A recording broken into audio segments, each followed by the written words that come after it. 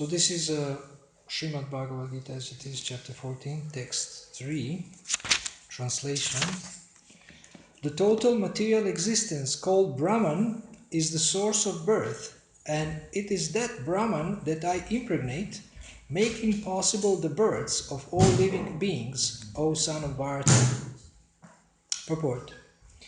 This is an explanation of the world. Everything that takes place is due to the combination of Kshetra and Kshetragya, the body and the spirit soul. This combination of material nature and the living entity is made possible by the Supreme God Himself. The Mahatattva is the total cause of the total cosmic manifestation, and that total substance of the material cause, in which there are three modes of nature, is sometimes called Brahman. The Supreme Personality impregnates that total substance, and thus innumerable universes become possible. This total material substance, the Mahatattva, is described as Brahman in the Vedic literature, Mundaka Upanishad 119. Tasmad etad Brahma nama rupam amnam anam cha jayate.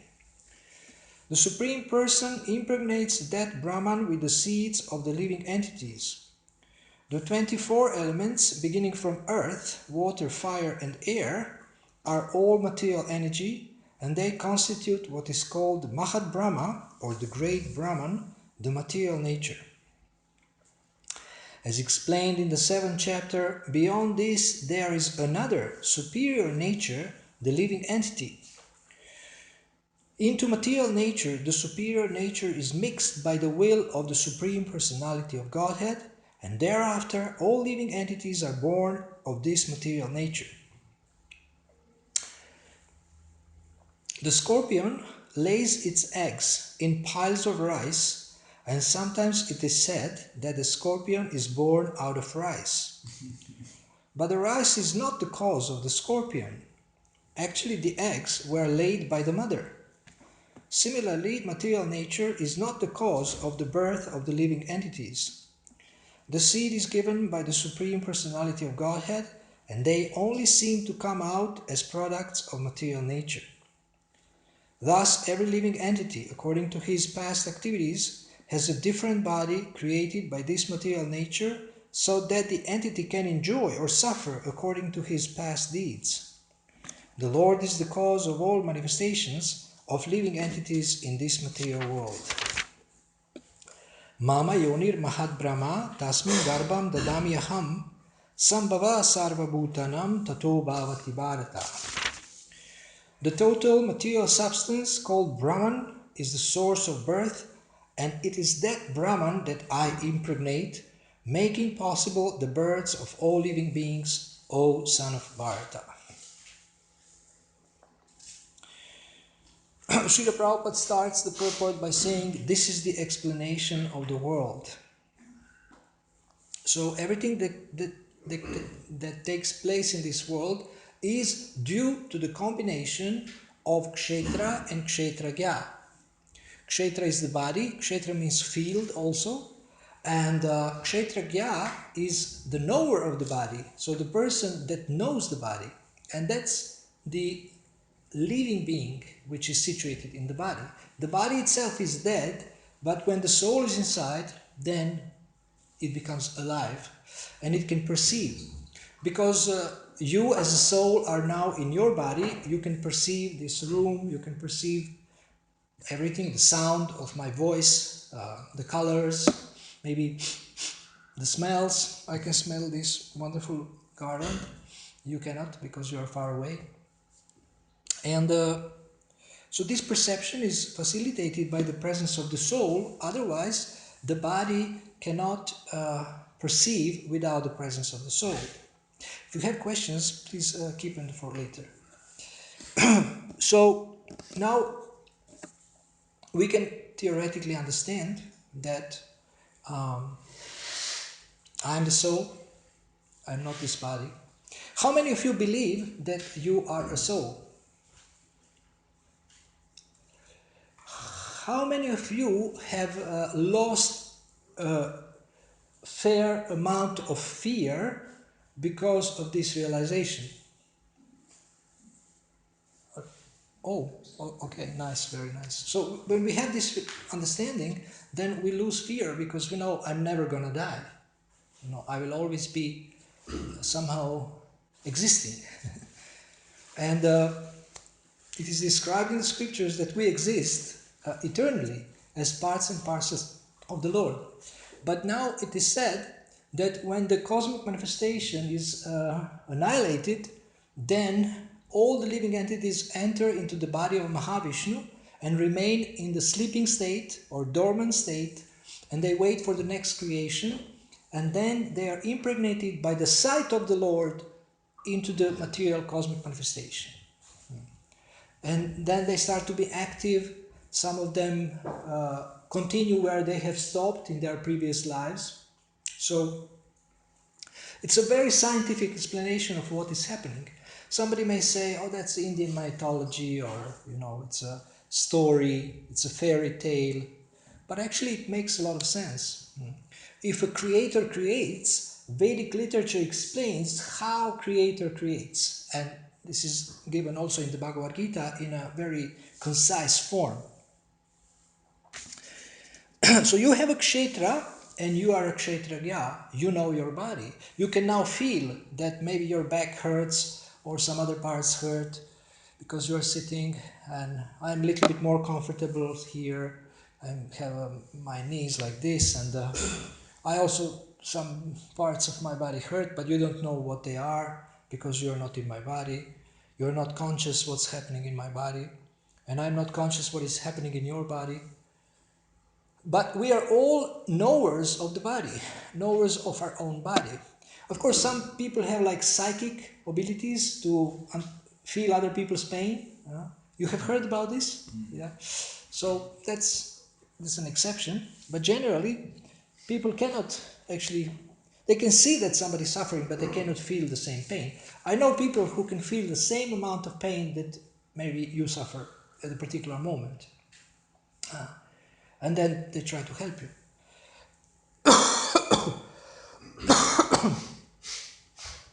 So Bhagavad Gita is explaining to us very scientifically what's happening with our life. And now, if you have this body, the question is how you are going to use it. And the Shastra recommends to use the senses in the service of the master of the senses. Hrishikesha, Hrishikena, Sevanam, Bhakti Ruchyate. This is also a definition of bhakti. Definition of bhakti is that bhakti means to engage your present senses in the service of the master of the senses. Hrishika Isha. Rishika Isha. Isha means master. Rishika means senses. So as soon as you do that, the body starts to become spiritualized more and more. And you may continue to experience some suffering, but you can slowly start to feel the presence or the, how you say, fluctuation of the spiritual energy within your body. I remember when I started chanting, and I went to different hills around my hometown to chant in peace in nature.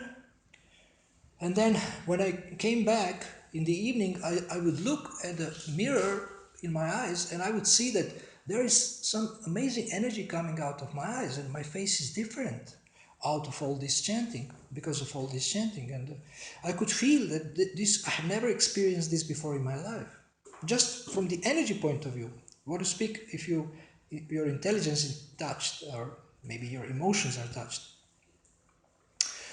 So everyone who is in the spiritual process, they can feel at least sometimes that, this is something really, really special.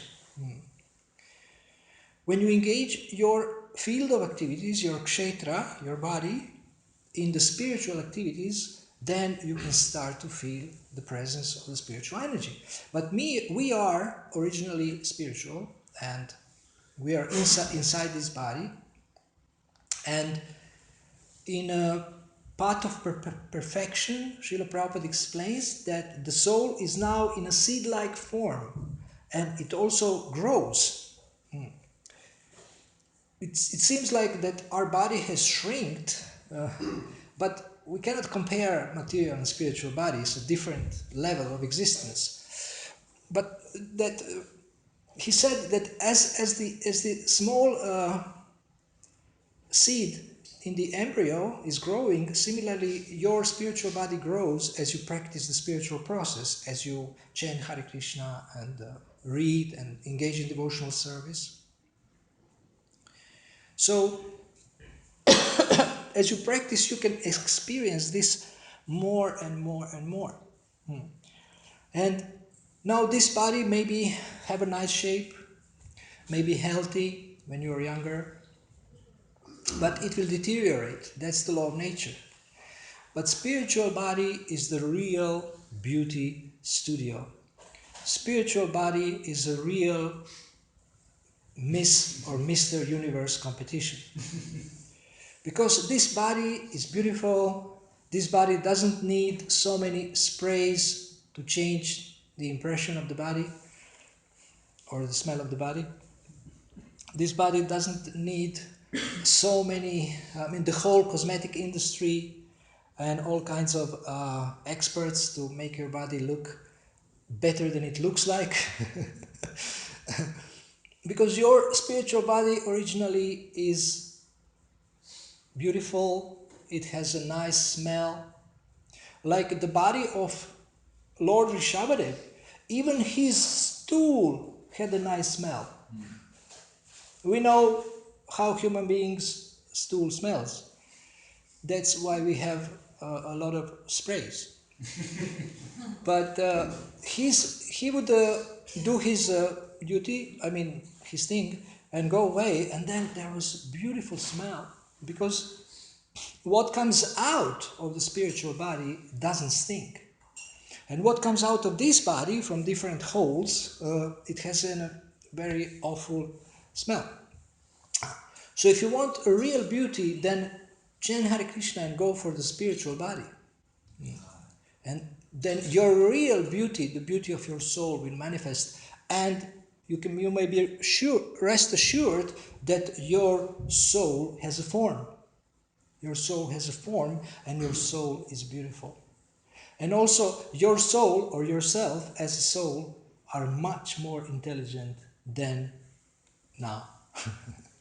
It has all knowledge. Satchitananda, eternal, full of knowledge and bliss.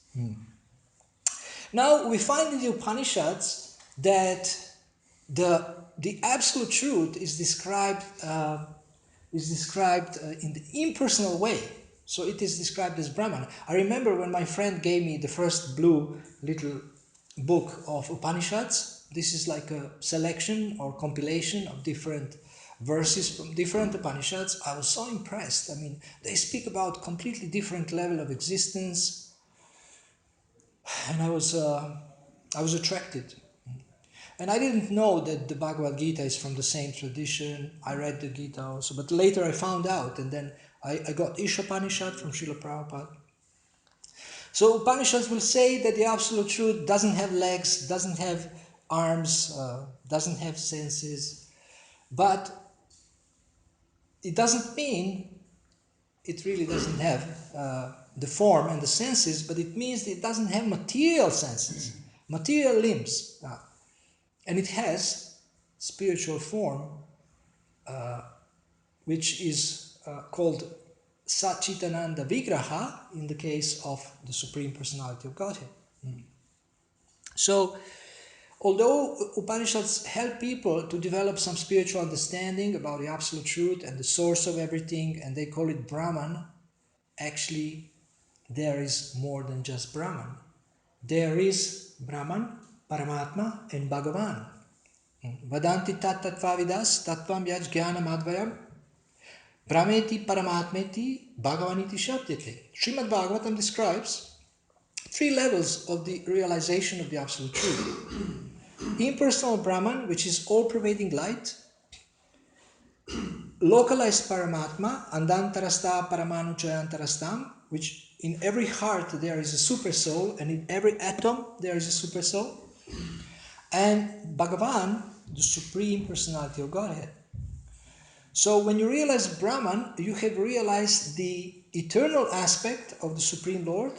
When you realize Paramatma, you have realized eternity and knowledge, Sat Chit. First is Sat, then Sat Chit. And when you realize Bhagavan, you include all encompassing complete realization of the Absolute Truth, and it's called Bhagavan realization, or the realization of the Supreme Personality of Godhead, and it includes Sat, Chit, and Ananda. So therefore, it's better to go for the best. In Brahman, there is no so much bliss. There is little pleasure, but not so much bliss. Then in realization of the Paramatma, which yogis realize, there is no Ananda. But when you develop a relationship with the Supreme Personality of Godhead, you can have Ananda, or bliss, or supreme happiness. So this is all described in the scriptures. And Brahma Samhita says, Ishvara Parama Krishna Sachitananda Vigraha Anadiradir Govinda Sarva Karana Karanam. The cause of all causes is a person, Ishvara Parama, the supreme controller. He has a body which is Sat Chit Ananda Vigraha. And he is the original Anadir, Adi Govinda, he is the original person.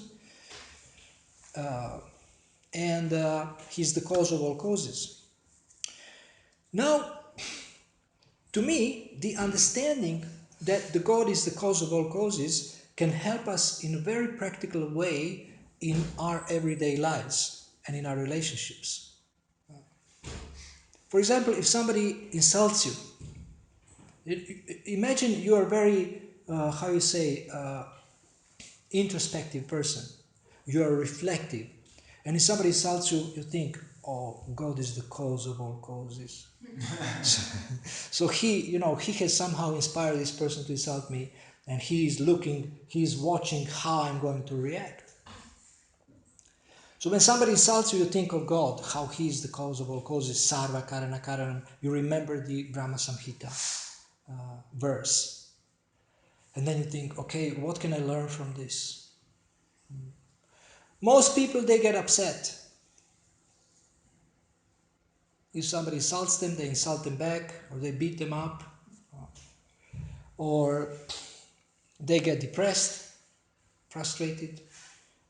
But if you're a wise person, if you're a sage, if you're learned in the transcendental knowledge, when somebody insults you, you will think of God. What does God want me to do now? What is the message? Why this is happening? One Rabbi, his name is Kushner, he wrote a book, When Bad Things Happen to Good People. And it's the whole explanation, I don't know what was his conclusion, but basically, I think he was saying that God is all good, but he is not all powerful. He can't conquer the evil. And it's not true. In the big Back to Godhead magazine, Ravindra Swarup Prabhu was explaining about this, that bad things may happen to people who are good now, but they were not good in the past. So for every action there is a reaction. Whatever good person, in this life, person who is good in this life experiences, they have deserved in the past life. So the law of action and reaction is very, very precise. And we understand this, then we will be less disturbed. People of Kali Yuga are very, very disturbed. They are lazy, disturbed, misguided. Srimad Bhagavatam explains. But you can be not disturbed, and Krishna is very pleased if you are not disturbed. This is proven in the 12th chapter. If you read the 12th chapter, you will see that person who is not disturbed by the dualities of material nature is dear to him. So simply by becoming not disturbed, you can please God. It's amazing. It's a double benefit. Okay, thank you very much for listening. Do you have any questions? Hare Krishna. Sometimes I go to a quiet place alone, Uh-huh.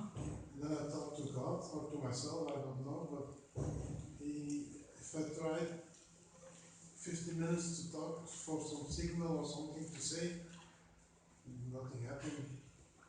So it's very... I think you can tune in into spiritual science or divine science by reading Prabhupada's teachings. Then you will become more sensitive, what is right, what is wrong, what is good for you, and you will get more messages. Krishna doesn't want us to be lazy about learning. We should read, we should hear. I just finished the section in Vanipedia on hearing, importance of hearing. It's so amazing, you can read it. We have a Day in Life is a section of the Vanipedia where every day we put what Prabhupada did every day, and we put some quotes, and they lead you to letters, to lectures, to conversations. So you can have a better connection with the Super Soul if you chant better and read better, and of course you're engaged in devotional service. You do service with more devotion, more determination, more enthusiasm, and then Krishna will reveal to you amazing things. He's just waiting for you to become more serious and to reveal to you secrets of Krishna consciousness and of bhakti, the process, the bhakti, the devotion to the Supreme Lord. So, if you, the price to pay for realizations, for the pure love of God is, it's at lowliam or intense desire, intense greed. So if your desire becomes burning, if you remember maybe when you were small, you wanted to see a football match and you ran from the school or whatever you liked when you were small, and you had such an amazing desire and nobody could stop you. I would run away from school to watch basketball. My classroom was at the first floor, so I can't jump through the window while the professor is not watching, but I throw my bag throw my bag through the window and then ask to go to the toilet. Now I'm teaching you how to do some nonsense, sorry. But I'm just speaking about the intense desire to watch the basketball. So similarly, if we develop a more intense desire to serve Krishna, to please Krishna, to realize Krishna, to develop a loving relationship with Him, He is ready. He's here, He's waiting, and amazing things and miracles will happen. I believe that. Okay? Thank you. One more question?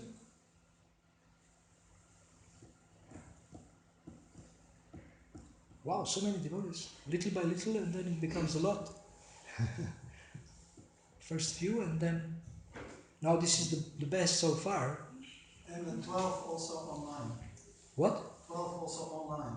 Oh, you know who is online also? Oh, Yeah. my Hare Krishna to everybody online. Where's the camera? Hello people online. Where? Hare Krishna. This is the camera. Hare Krishna, everyone. My hugs. Okay, so for those who didn't get, I'm really happy to see you with this sticker.